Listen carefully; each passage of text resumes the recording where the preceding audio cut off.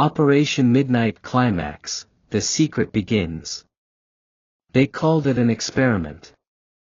But the men who stumbled into those rooms on Telegraph Hill, and later in Marin County, never knew they were part of anything at all.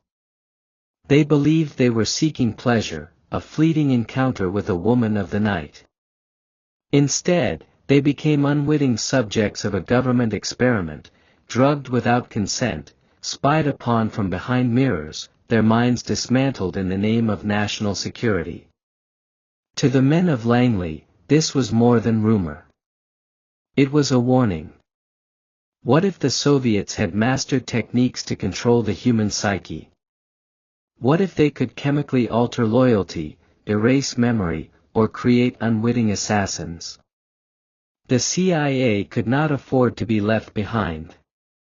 Thus was born Project MKUltra, the umbrella program under which countless sub-projects, some clinical, some grotesque, would unfold. Inside the newly formed CIA, there was a conviction that the battlefield of the future would not only be fought with bombs or guns, but with the human mind. The specter of brainwashing haunted policymakers. Reports, some exaggerated, some chillingly real, trickled in from the East. American prisoners of war in Korea spoke of coercive techniques that stripped them of willpower, forcing them to mouth propaganda against their own country.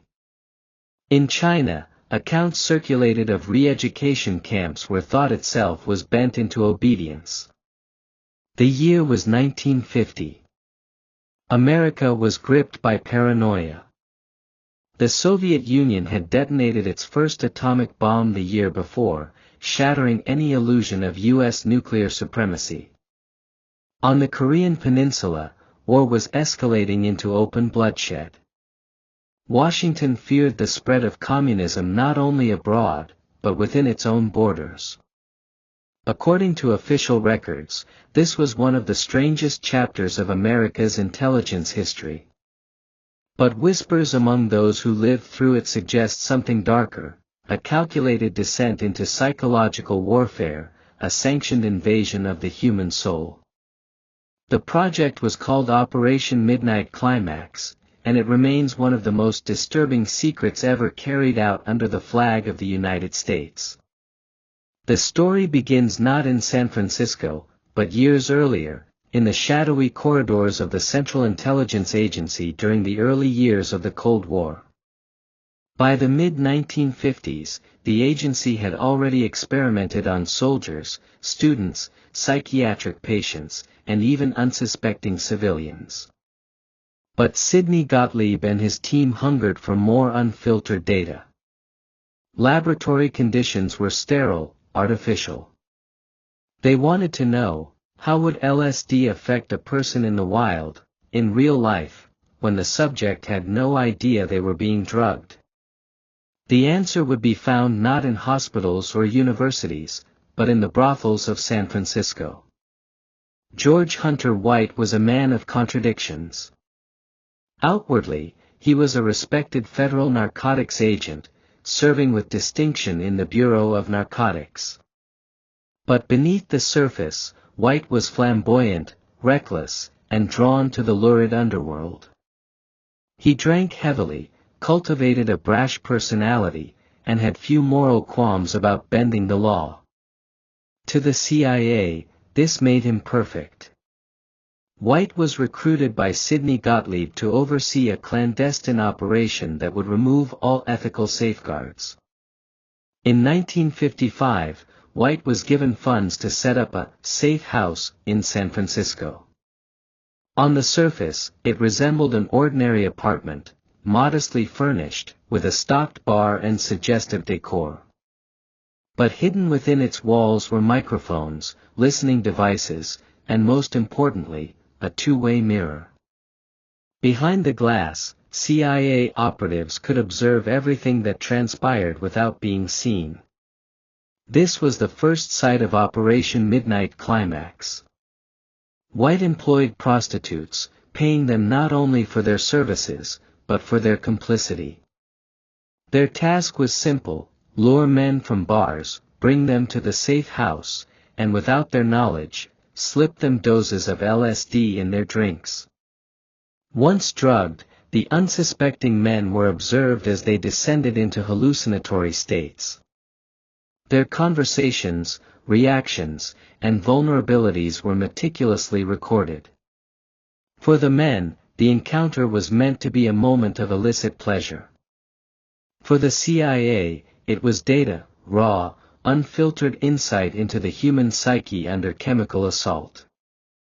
LSD had first been synthesized by a Swiss chemist, Albert Hofmann, in 1938, but its hallucinogenic properties weren't discovered until 5 years later, when Hofmann accidentally ingested a small amount.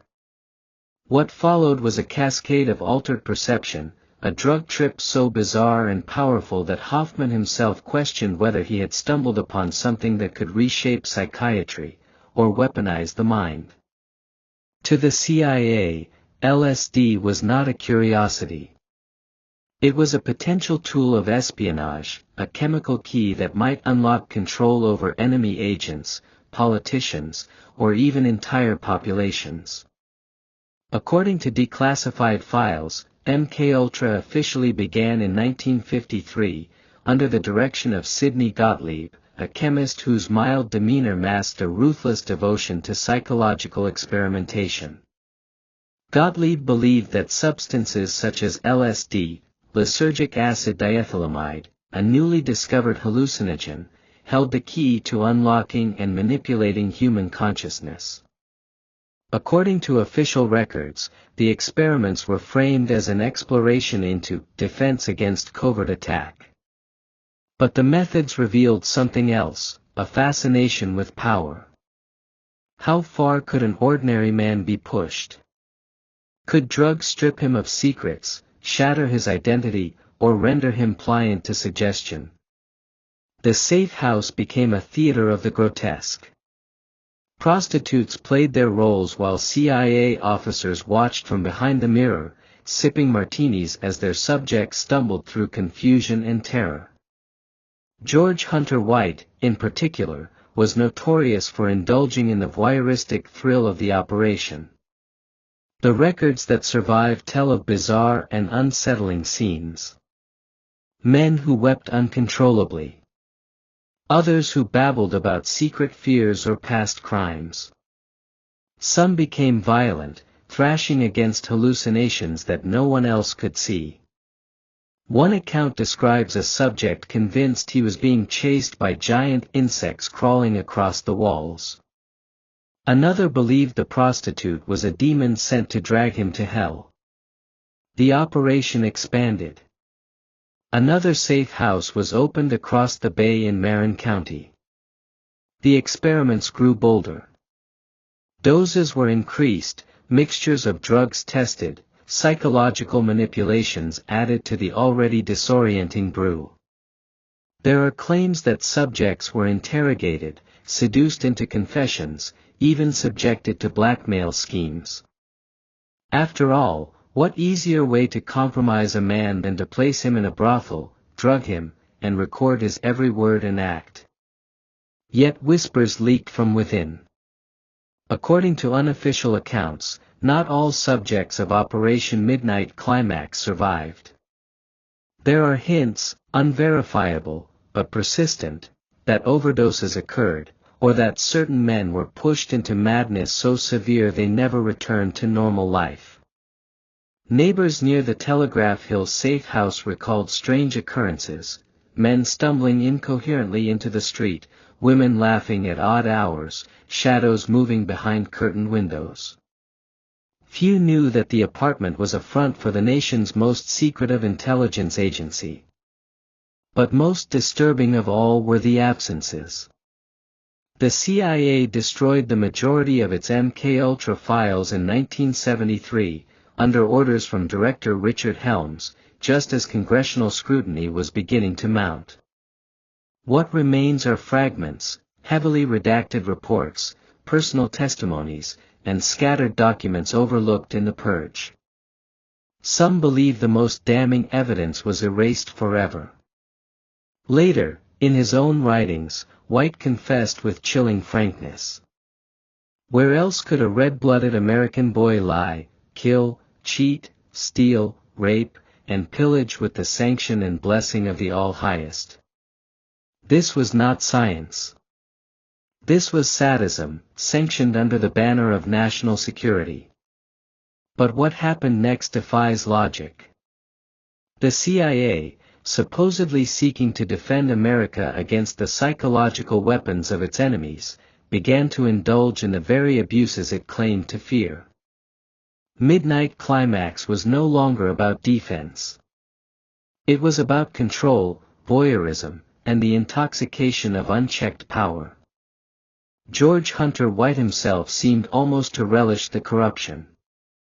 In his diaries, later revealed, he wrote of the operation with a tone less clinical than gleeful, as if he considered the whole affair a private playground sanctioned by the government.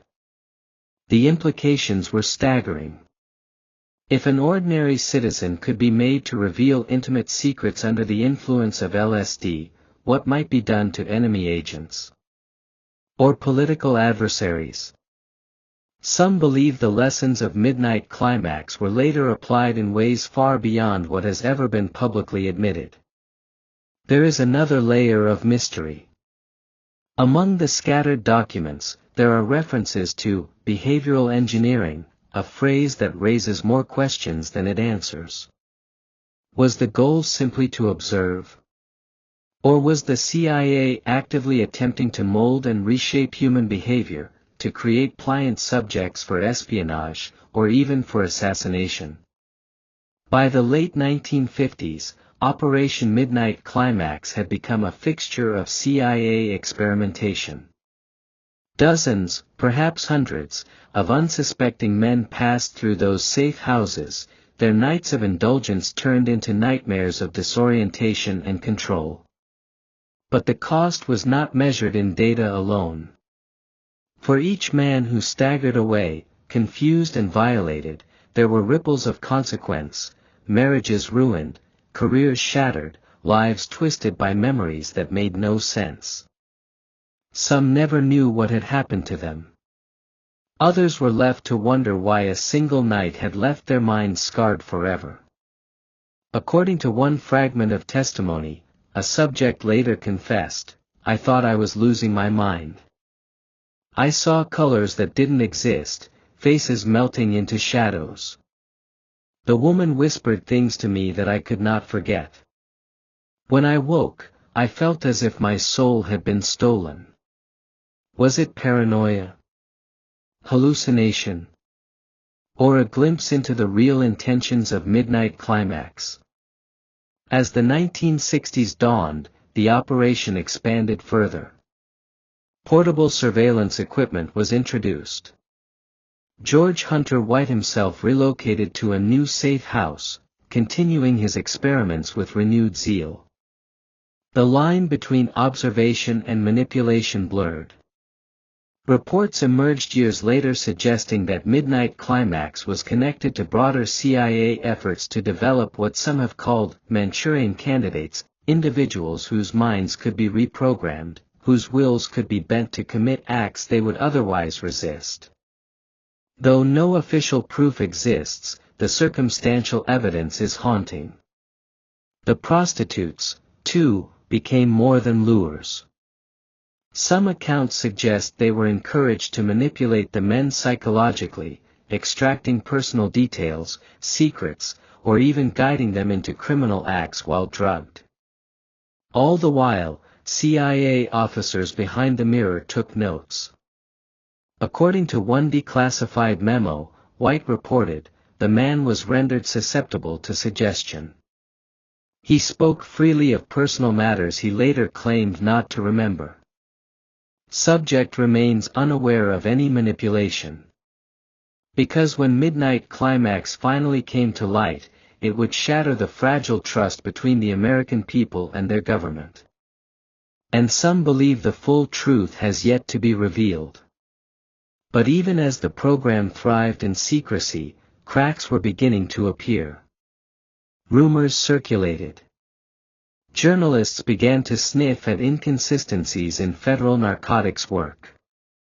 And within the CIA, unease grew among those who questioned whether the agency had crossed a line that could never be defended if exposed.